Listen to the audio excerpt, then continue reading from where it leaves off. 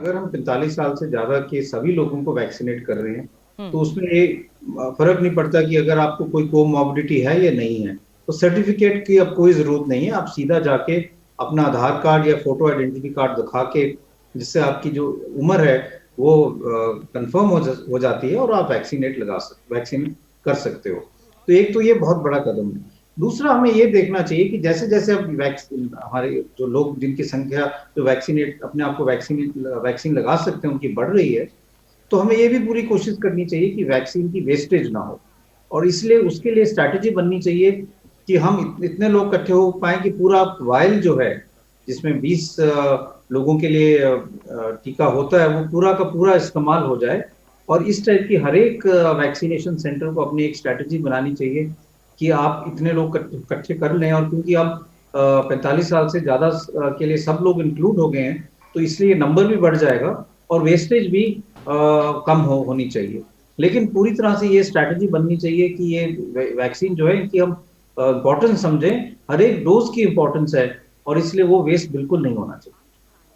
Covishield जब शुरू में यूके में इस्तेमाल हुई, तो क्योंकि उनके पास ये लग रहा था कि तब वहां पे बहुत ज्यादा केसेस हो रहे थे, तो उन्होंने एक डिसीजन लेके इसकी जो वैक्सीनेशन का दूसरा डोज था वो डिले कर दिया था ऑलमोस्ट 12 हफ्ते तक। लेकिन उसके बाद जो डेटा उनके पास कलेक्ट हुआ और जो और स्टडीज हुई थी उससे जो उन्होंने देखा, और उसमें नंबर्स कम है, लेकिन उसमें एक बात ये आई थी कि अगर हम 6 से 8 हफ्ते तक दूसरा डोज डिले करें, तो वैक्सीन की एफिकेसी कुछ हद तक बढ़ जाती है, और वैक्सीन में जो बॉडी में एंटीबॉडीज बनती हैं वो कुछ ज्यादा बनती हैं।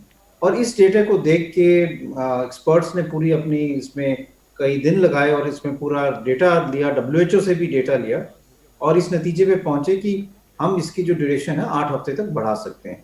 तो इसलिए अब 4 से 8 हफ्ते तक, पहले 4 से 6 हफ्ते था, अब उसको 8 हफ्ते तक कर दिया गया है, जिससे जब भी कोई व्यक्ति अगर वैक्सीन लगाना चाहे तो वो उसको डिले कर सकता है, जिससे बॉडी में इम्यूनिटी ज्यादा होगी, एंटीबॉडीज ज्यादा बन सकती हैं, और वैक्सीन जो है वो ज्यादा असरदार हो सकती है। तो ये एक बहुत इंपॉर्टेंट क्वेश्चन है कि आपको कब तक प्रोटेक्शन रहेगा वैक्सीन से। और इसमें कई रिसर्च हो रही है, क्योंकि ये भी एक प्रश्न आता है कि कौन सी वैक्सीन सबसे ज्यादा लॉन्ग लास्टिंग प्रोटेक्शन देगी, कोविशील्ड देगी, कोवैक्सीन देगी, या बाहर की जो फाइजर की वैक्सीन है हुँ। उससे ज्यादा लॉन्ग लास्टिंग इम्यूनिटी रहेगी या नहीं। अभी ये कहना मुश्किल है। अगर हम डेटा देखें तो ये जो मॉडलिंग डेटा है वो ये सजेस्ट करता है कि सारी जो वैक्सीन है कम से कम 8 महीने से 1 साल तक प्रोटेक्शन तो देंगी। और इसलिए ये हम मान के चलते हैं कि 8 महीने से 1 साल तक जो अभी हम वैक्सीन लगा रहे हैं उससे हमें सुरक्षा मिलेगी।